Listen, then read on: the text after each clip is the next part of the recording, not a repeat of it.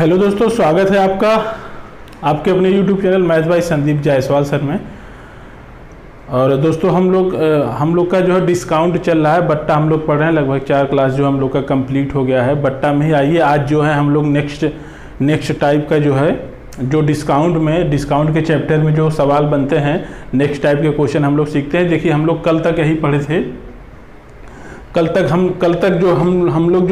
पढ़े थे कि कोई जब अंकित मूल्य दिया हो तो उसका क्रय मूल्य ज्ञात करना। ऐसा कोई क्वेश्चन जिसमें अंकित मूल्य दिया हो और डिस्काउंट दिया हो तो उससे जो है क्रय मूल्य हम लोग ज्ञात करना सीखे थे। उसके लिए दोस्तों हम लोग कल फार्मूला भी सीखे थे कि अगर आपको क्रय मूल्य ज्ञात करना है जब अंकित मूल्य दिया हो तो यहाँ पे हो जाता था क्रय मूल्य बराबर अंकित मूल्य 100 माइनस छूट का प्रतिशत बटे 100 प्लस लाभ का प्रतिशत। यही कल दोस्तों हम लोग फार्मूला सीखे थे। तो आइए उसी पे एक क्वेश्चन हम लोग कर लेते हैं, तब आज के वीडियो में उसके आगे हम लोग चलते हैं। उसी में हम लोग एक क्वेश्चन करते हैं दोस्तों। अब देखिए ये लाभ हानि बट्टा एवं डिस्काउंट जो है, ये आपका चाहे परसेंटेज हो, चाहे लाभ हानि हो, चाहे डिस्काउंट जो भी हो, ये सब क्वेश्चन जितना आप इस पे सवाल सॉल्व करेंगे, जैसे जो हम आपको फार्मूला बताते हैं उस फार्मूला से रिलेटेड कहीं भी आपको क्वेश्चंस कोई भी मिल जाते हैं तो उसको सॉल्व कीजिए। अगर आपको नहीं समझ में आता तो हम बार बार कहते हैं हमसे कमेंट बॉक्स में पूछिए, या तो जब कमेंट बॉक्स में अगर आप हमसे पूछेंगे तो जब हम नेक्स्ट क्लास पढ़ाएंगे तो आपसे पहले उस पर डिस्कस कर लेंगे, उस क्वेश्चन के बारे में पहले डिस्कस कर लेंगे, उसके बाद हम लोग आगे बढ़ेंगे। डिस्कस करने के बाद आगे बढ़ेंगे। तो एक चीज़ ये बताएं कि आइए जो है हम लोग आज जो है जहाँ तक कल पढ़े थे उसी के आगे चलते हैं। लेकिन चलने से पहले एक बार आपसे निवेदन करेंगे कि प्लीज़ आप लोग हमारे चैनल को ज़्यादा से ज़्यादा सब्सक्राइब कीजिए, शेयर कीजिए, लाइक कीजिए। आइए सीधे सवाल पे चलते हैं। देखिए सवाल लिखा हुआ क्वेश्चन कि एक मेज का अंकित मूल्य 1600 रुपये है। एक मेज का जो अंकित मूल्य है 1600 रुपये है, वह 25% बट्टे पर बेची जाती है। मतलब 25% डिस्काउंट पे, 25% छूट पे बेची जाती है तो दुकानदार को 20% का लाभ प्राप्त होता है। मतलब देखिए हम इस फार्मूले से, फार्मूला तो हम आपको कल बता चुके थे, अब हम फार्मूला से क्वेश्चन नहीं करवाएंगे, सीधे जो हमारा मेथड है हम उस मेथड से करवाएंगे जो कि एकदम इजी है। सिर्फ आपको प्रैक्टिकली होना है, यूज्ड टू होना है किसी भी चीज़ से। जैसे कि जब आप कोई भी चीज़ मार्केट में खरीदने जाते हैं तो उसके बारे में जब सोचेंगे, कपड़ा खरीदने जाते हैं, तमाम चीज़ें खरीदने जाते हैं, प्रेस है, एसेसरीज है, मतलब कि इलेक्ट्रॉनिक चीज़ें हैं, कुछ भी हैं, आप खरीदने जाते हैं तो उस पर लिखा रहता है, जितना MRP लिखा रहता है, दुकानदार कहता है कि हमको इसने 10% डिस्काउंट में, 20% डिस्काउंट में, इतने में आपको बेचेंगे। अगर ये चीज़ें जब आप सोचने लगेंगे तब क्वेश्चंस जो है आपको बहुत आसान लगने लगेगा। लेकिन जब तक आप प्रैक्टिकल में चीज़ों को नहीं लेंगे, सोचेंगे नहीं, देखिए कोई भी चीज़ है अगर आप उसको जब तक चिंतन नहीं करेंगे ना, ये क्वेश्चन बहुत ईजी है। लेकिन बस लोग क्या होते हैं कि इसके बारे में लाइफ में, देखिए कोई भी चीज़ अगर आपको निकालना है, कठिन से कठिन भी चीज़, तो सबसे बड़ी चीज़ होती है कि वो क्या रहा है उसके बारे में आप चिंतन कीजिए। चिंतन करके उसको आप अपने प्रैक्टिकल डेली लाइफ में जो आप यूज करते हैं उसमें जब आप ला देंगे तो ये सब चीज़ें बहुत आसान हो जाएंगी। देखिए आइए क्वेश्चन को सॉल्व करते हैं हम। एक मेज का अंकित मूल्य 1600 रुपये है, 25% बट्टे पर बेची जाती है। 25% बट्टे पे बेची जाती है मतलब कितने बेची जाती है, तो 1600 का 25% निकाल लीजिए। 25% बट्टा मतलब 25% डिस्काउंट पे, तो 1600 का अगर आप 25% यहाँ निकाल लेंगे तो 25 चौका 100 हो जाएगा और 4 चौका 1600, मतलब 400 रुपये छूट पे। 1600 रुपये उस पर अंकित लिखा हुआ है, 25% बट्टा मतलब 25% छूट पे बेची गई, मतलब 1600 में 400 रुपये वो छूट दे दिया, तो बेचा कितने का जाएगा, 1200 रुपये का बेचा जाएगा। आप कहेंगे सर जी 1200 रुपये का बेचा जाएगा। अब 12 तो दुकानदार को 20% लाभ होता है, वो 1200 रुपये में बेच रहा है तभी भी दुकानदार को 20% लाभ हो रहा है। तो 20% किस पे लाभ हो रहा है, मेज का तो मूल्य 100% रहा होगा ना, मेज का क्रय मूल्य 100% रहा होगा तो 100 तो मेज की कीमत हो गई होगी और प्लस 20% उसका लाभ हो गया होगा। 100% तो किसी भी वस्तु का जो क्रय मूल्य होता है कुछ भी अपने आप में 100% होता है, तो क्रय मूल्य 100% है तो उसको 20% उसी पे लाभ हो जाता है। हमेशा लाभ क्रय मूल्य पे होता है, लाभ या हानि क्रय मूल्य पे होता है। हम आपको एक नहीं कई बार बता चुके हैं, लाभ एवं हानि किस पे होता है, क्रय मूल्य पे होता है। जैसे ये मार्कर आप 10 रुपए का क्रय किए, 10 रुपए खरीदे, अगर इसको 11 रुपए में बेच देंगे तो आपको 1 रुपए का लाभ होगा। कैसे आपको पता कि 1 रुपये का हमको लाभ हुआ?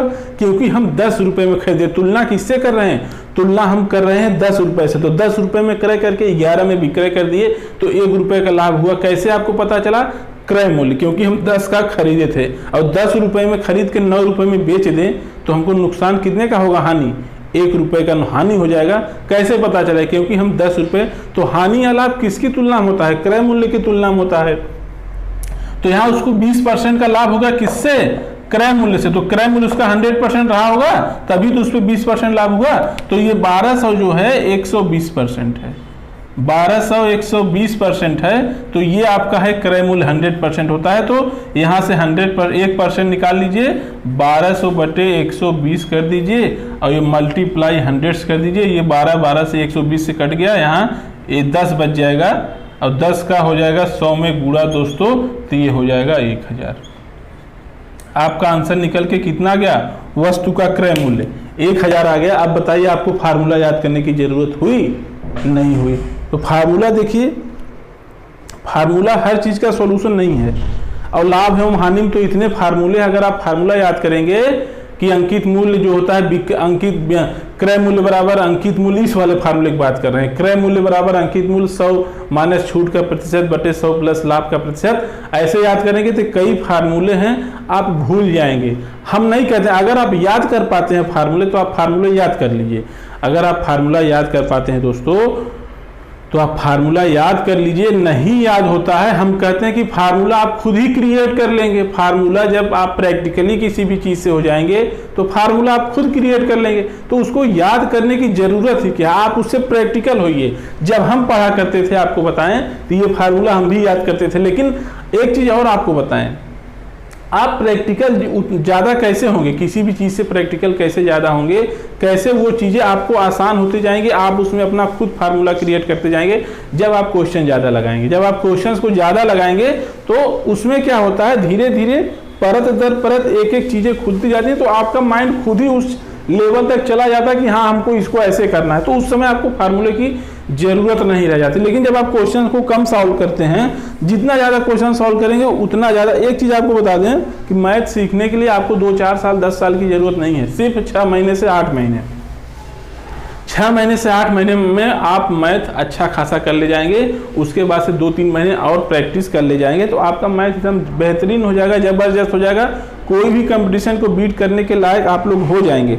लेकिन अगर आप मैथ को बोझ समझेंगे, बस यही काम करना है कि डेली का काम आपको डेली करना। जैसे ये जो हम कल क्वेश्चन पढ़ाएं, इसको आप क्वेश्चन को हमारे फार्मूला को पढ़िए, हमारे बताए हुए जो हम उसमें विधि बताए हुए हैं, जो अपना जो टाइप बताए हुए कि अपने हमारे टाइप से कैसे ये क्वेश्चन सॉल्व किया जाएगा, ये फार्मूला पढ़िए।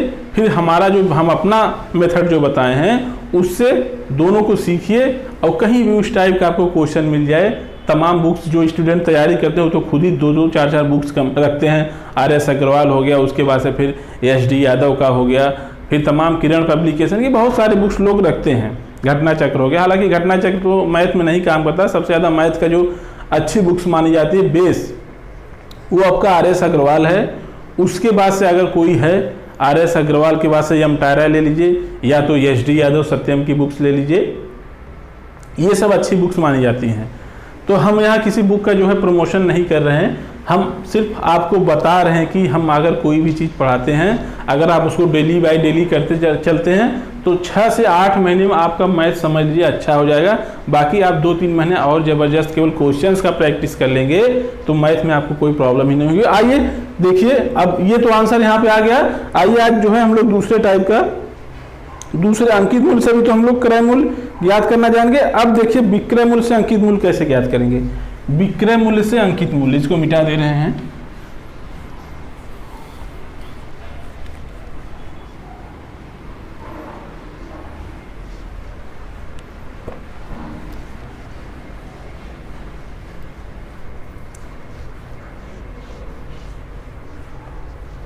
देखिए मैथ एकदम आसान चीज़ है, बस सोचने वाली बात है। अगर आप जिस दिन मैथ को किसी भी चीज़ को गहराई से सोचने लगेंगे ना, अगर किसी भी चीज़ को आप गहराई से सोचने लगेंगे तो वो सब्जेक्ट जो है आपके लिए कठिन रह ही नहीं जाएगा।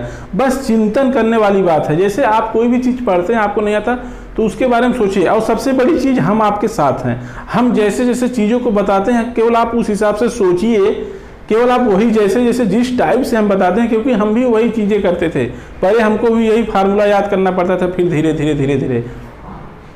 तो फाइनली तो हमारा सिलेक्शन तो हो गया, यूपीपीसीएल में हम आज सिलेक्टेड हैं। और हमारा ये पढ़ाना जो है, हम पढ़ाते हैं सिर्फ हमको अच्छा लगता है। हम चाहते हैं कि कुछ स्टूडेंट जो जिनको, जैसे कि जब हम वहाँ पढ़ा करते थे इलाहाबाद में, तो उस समय कुछ चीज़ों की हमको भी ज़रूरत होती थी जो टीचर से नहीं मिल पाती थी, या हम लोग नहीं पूछ पाते थे।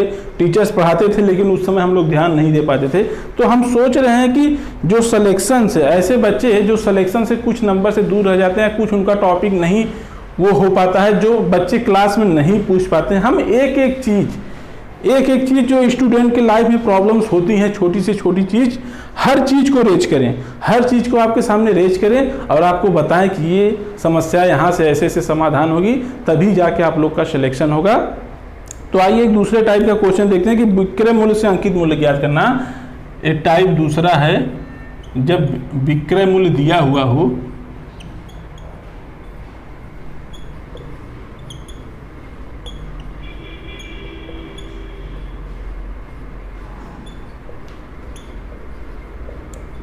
एक चीज और बता दें, अगर किसी को मैथ नहीं समझ में आता है, जो लोग मैथ से दूर भागते हैं, अगर वो हमसे जुड़ जाएं तो उनका देख लीजिए 6 महीने में मैथ हम कैसे बेहतरीन कर देते हैं। बस जुड़िए आप, बस हमारे साथ रेगुलर बने रहिए।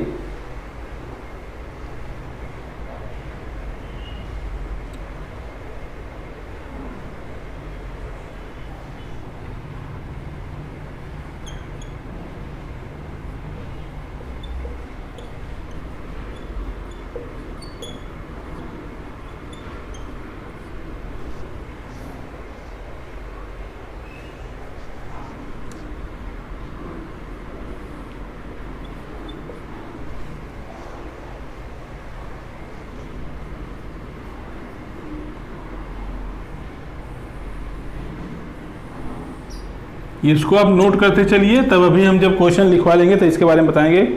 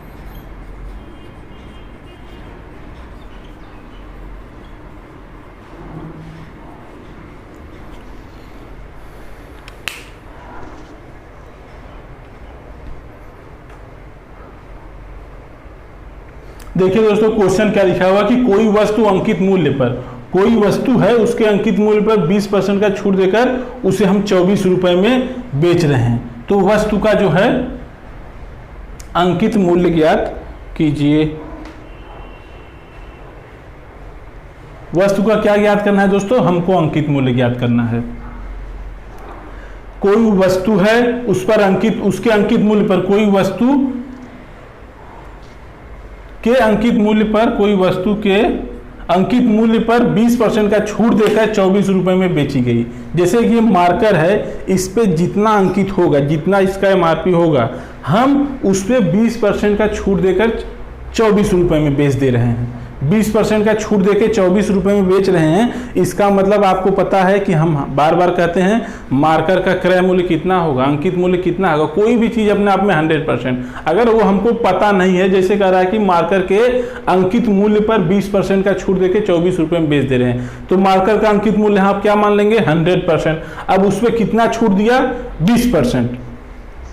छूट देकर 24 रुपए में बेच रहा है, इसका मतलब वो बेच कितने में रहा है, 80% बेच रहा है भाई, इसका 100% इस पे अंकित मूल्य होगा। कोई भी चीज भाई अंकित मूल्य, क्रय मूल्य, विक्रय मूल्य, कोई भी चीज अपने आप में जब तक उसका किसी दूसरे, जैसे अंकित मूल्य की किसी दूसरे अंकित मूल्य से तुलना की जाए तब वो परसेंटेज घट बढ़ सकता है। लेकिन कोई भी चीज इस इनवर्स में जो 100 अकेले है, चाहे ये अकेला मार्कर हो, चाहे अकेले हम हो, ये हमारी अकेली घड़ी हो, वो अपने आप में एक, अगर हम आपसे कहें 1 रुपए कितने परसेंट के बराबर है तो आप कहेंगे 100% के बराबर। जब तक ये न कहें कि 2 रुपए के सापेक्ष 1 रुपए कितना परसेंट है, तब आप कहेंगे 2 रुपए के सापेक्ष 2 का आधा 1 है, इसका मतलब 50% है। लेकिन हम कहें आपसे कि 2 रुपए कितना है तो आप कहेंगे सीधे 2 रुपए कितना परसेंट है, आपसे ऐसे सीधा हम क्वेश्चन पूछे, आपको बता दे रहे हैं। कुछ लोग नहीं समझ पाते हैं ये छोटी छोटी चीजों को। अगर हम आपसे कहें 2 रुपए कितना परसेंट है, सिर्फ यही क्वेश्चन पूछे कि 2 रुपए कितना परसेंट है तो आप कहेंगे 100% है। आपको हम कहें 100 रुपए कितना परसेंट है तो आप कहेंगे 100% है। हम कहें 1 रुपए कितना परसेंट है, 1 कितना परसेंट है, रुपए हटा दीजिए, हम कहें 1 कितना परसेंट है तो आप कहेंगे 1 100% है। 2 कितना परसेंट है, 2 100% है। 3 कितना 100% है। जब तक ये हम नहीं कहें कि 5 के सापेक्ष 1 कितना परसेंट है, तब वहां पे आप तुरंत कह देंगे 5 का 1 कितना है, 5 का 1 कितना है, तब वहां पे आप बता देंगे 5 का जो है 5 का x% है 1। तब यहां से आप निकाल देंगे, ये इधर चला जाएगा। 5 का 1 कितना है, 5 का x% है 1, तो ये 100 इधर चला जाएगा तो 5x बराबर 100 हो जाएगा और x की वैल्यू आ जाएगी 20%। तब वहाँ x वैल्यू 20 मतलब 1 की वैल्यू कितना आ गई 20%। तब आप कहेंगे 5 का 1 कितना है, तब वहाँ पे आप 20% कहेंगे। हमारा कहने का मतलब है कि जब तक किसी वस्तु की तुलना न की जाए तब तक वो अपने आप में 100% है। ये चीज़ बहुत बड़ी चीज़ है। जो भी स्टूडेंट ये जो हम चीज़ कह रहे हैं, अगर ये सीख गया तो उसको लाभ हानि बट्टा और परसेंटेज में मात्र 10 से 20% जितने फार्मूले सब हर जो चैप्टर में जितने फार्मूले बनते हैं केवल आपको 10 से 20%, अगर 10 फार्मूला एक चैप्टर में 20 फार्मूला बनता है तो 20 फार्मूला 20% मतलब 4 फार्मूला आपको याद करने की जरूरत है। बाकी 16 आप प्रैक्टिकल में उसको हम जैसे कहते हैं उस पर आप सॉल्व कर लेंगे। आपको किसी भी जो है फार्मूले की आवश्यकता नहीं है। आइए देखिए इस क्वेश्चन को हम लोग कैसे निकालेंगे। कोई वस्तु के किसी वस्तु के अंकित मूल्य पर कोई नहीं होगा, यहाँ किसी लिख लीजिए आप लोग, सेंटेंस नहीं बैठ रहा है। किसी वस्तु के अंकित मूल्य पर 20% का छूट देकर 24 रुपये में बेची गई तो वस्तु का अंकित मूल्य विक्रय कितने की गई, इस फार्मूले में रख लीजिए। अंकित मूल्य बराबर यहाँ रख दीजिए, अंकित मूल्य बराबर विक्रय मूल्य कितने में 24 रुपये में बेची गई, 24 गुणे 100/100 और माइनस छूट कितना दिया 20%। ये हो जाएगा दोस्तों 24 और ये गुणे 100 ये हो जाएगा 80। अब 20 से काट देंगे, 20 चौक 80, 20 पंजे 100, 4 से ये 6 बार कट जाएगा और 6 पंजे कितना हो जाएगा 30। तो अंकित मूल्य कितना यहाँ से निकल के आ गया दोस्तों, आपका आंसर आ गया अंकित मूल्य 30। इसको नोट कीजिए। फार्मूला अगर आपको याद करना है तो फार्मूला याद कर लीजिए, अदरवाइज एक भी फार्मूला को याद करने की जरूरत नहीं है। हम आपको बता रहे हैं, देखिए हमारे मेथड से चलिए। कितना फार्मूला याद करेंगे, लेकिन फार्मूला हम सबका आपको बताएंगे, इसलिए बताएंगे क्योंकि बच्चे कहे ना कि हमको गुरुजी फार्मूला नहीं बताया गया। नोट हो गया हो तो आइए हम इस क्वेश्चन को कराते हैं अपने मेथड से।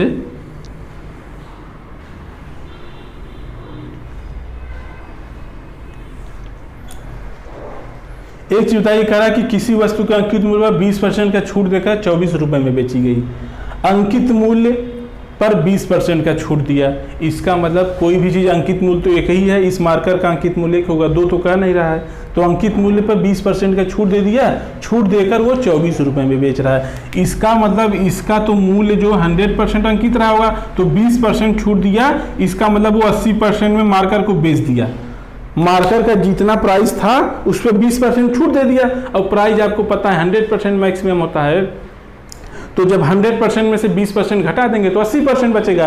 तो 80% पे बेचा, लेकिन वो 80% कितने रुपए बराबर था आप कहेंगे गुरुजी 24 रुपए के बराबर। तो यहीं से अगर अब आपको 100% पता चल जाएगा तो आप नहीं कर देंगे वही मार्कर का अंकित मूल्य है। तो जब 80% बराबर 24 रुपए है तो यहाँ से 1% अगर निकालेंगे तो 1% बराबर आ जाएगा 24/80 और 100 निकालना है तो 100 इधर से इधर भी गुणा कर दीजिए और 100 इधर भी गुणा कर दीजिए, 100% आ जाएगा। 100 यहाँ से गुणा कर देंगे तो 20 चौक 80 और 20 पंजे 100 और 4 छक 24 और 6 में 5 का गुणा हो जाएगा 200। कितना आ जाएगा? आपका आंसर निकल के कितना आ गया अंकित मूल्य? 30 रुपये। समझ गए? फार्मूला याद करने की जरूरत हुई। इसके पहले वाला भी जो हम कल टॉपिक बताए थे उस पर भी फार्मूला आपको याद करने के लिए नहीं कहे थे, इस पे भी नहीं याद करें। फिर से आपको एक बार समझा रहे हैं क्योंकि जो बच्चा ये समझ जाएगा उसको फार्मूले की आवश्यकता नहीं होगी और उसका क्वेश्चन यूं निकलेगा।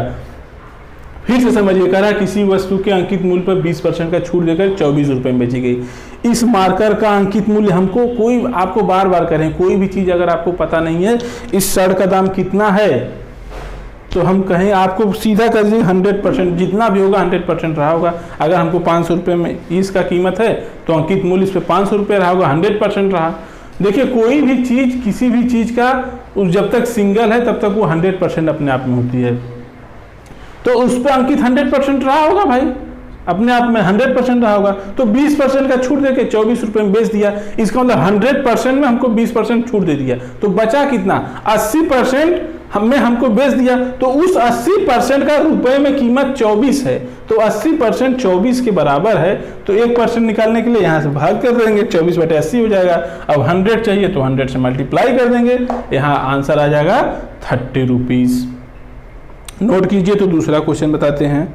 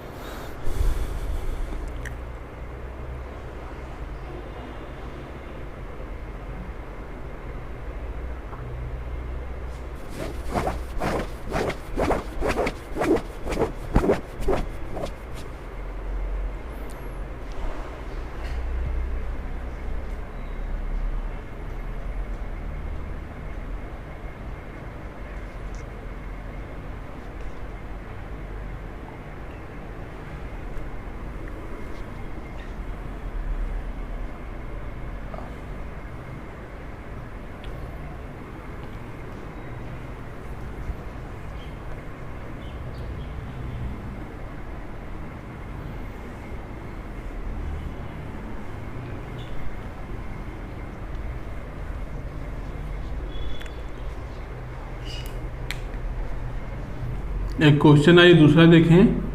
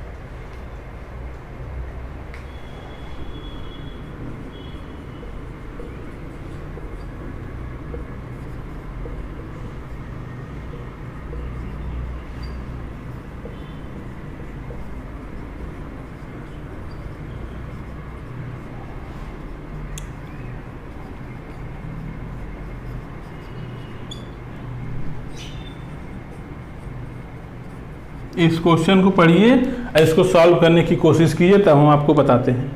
क्या रहा है, एक सूटकेस का विक्रय मूल्य 864 रुपये, मतलब वो सूटकेस जो है 864 रुपये में दुकानदार बेच रहा है, जो अंकित मूल्य पर 2 क्रमिक छूट, मतलब उस पर जितना अंकित था उस पर 2 छूट दिया क्रमिक 20% और 10% पर मिलता है। तो बताइए सूटकेस का अंकित मूल्य कितना है?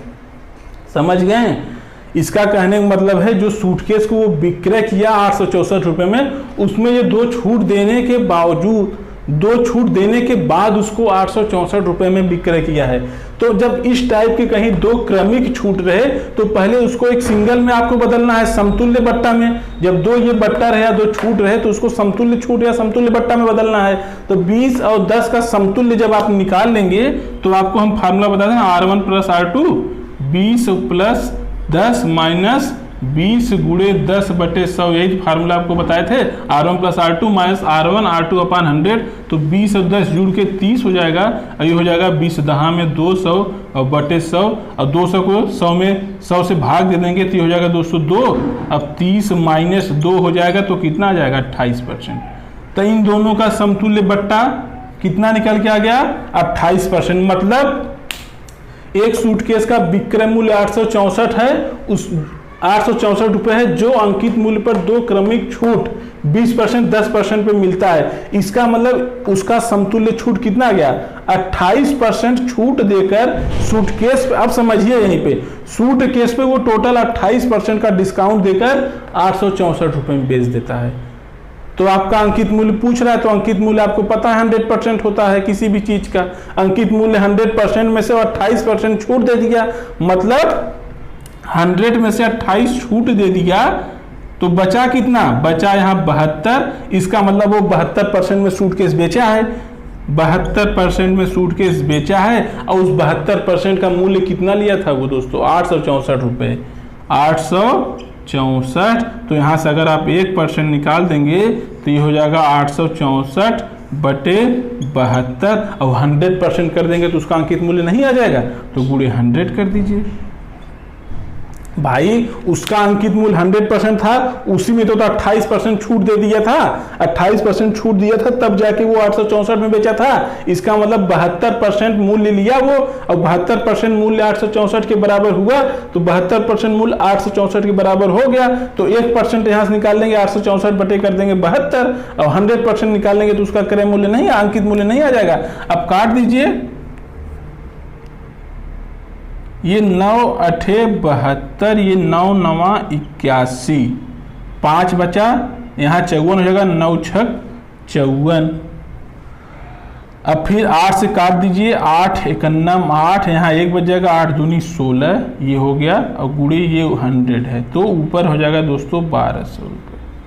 अंकित मूल्य कितना आ गया 1200, मतलब 1200 रुपये उस पर जो है अंकित था, उस पे ये 28% का छूट देके 864 रुपये में बेच दिया। तो अंकित मूल्य यहाँ से दोस्तों आप निकाल लिए। फार्मूले की आवश्यकता पड़ी, बताइए साफ साफ, फार्मूले की आवश्यकता पड़ी कि नहीं पड़ी, कमेंट बॉक्स में लिख के हमको ज़रूर बताइएगा। जो भी हमारा भी ये देख रहा है हमको ज़रूर बताए कि यहाँ पे फार्मूले की आवश्यकता पड़ी कि नहीं पड़ी।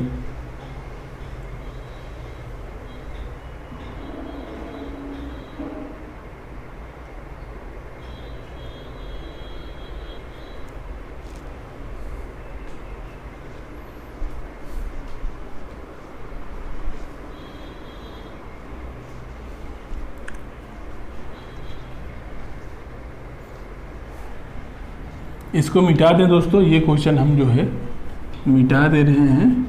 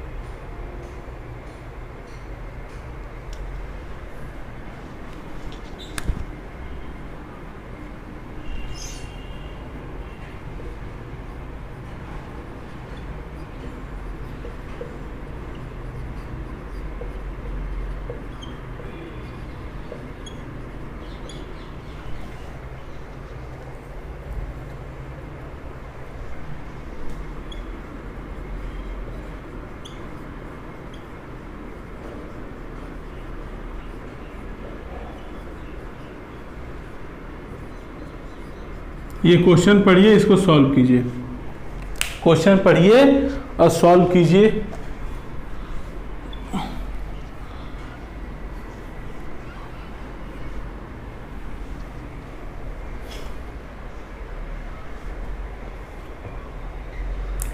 एक वस्तु के अंकित मूल्य पर 2.5% का बट्टा देने पर एक व्यक्ति उसे 39 रुपये में खरीदा, तो वस्तु का अंकित मूल्य 2.5% का बट्टा देने, बट्टा मतलब छूट देने पर, छूट देने के बाद कोई व्यक्ति उसे 39 रुपये में खरीदता है। ठीक, इसका मतलब क्या?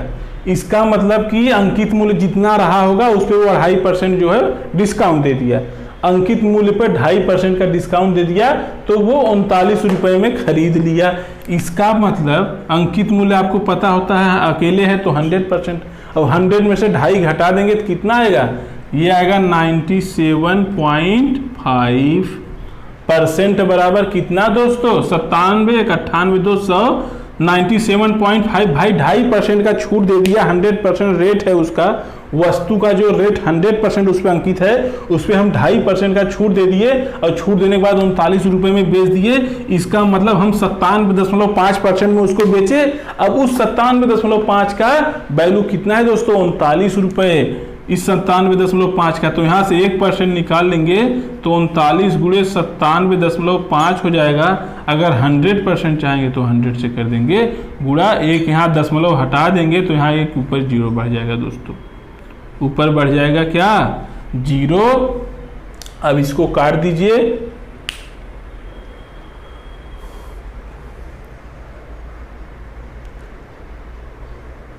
इसको पहले 5 से काट दीजिए। 5 सते 35, 4 5 8 40 और 5 एकनम 5, 4 बच गया, 47 5 9 45 और 5 बचे, यहाँ 25 हो जाएगा। फिर काट दीजिए 8 7 15, 9 5 6 15, 5 3 से काट दीजिए, 3 6 18, 1 बच गया, 3 5 15 और 3 दूनी 6, 1 बच गया, 3 6 18।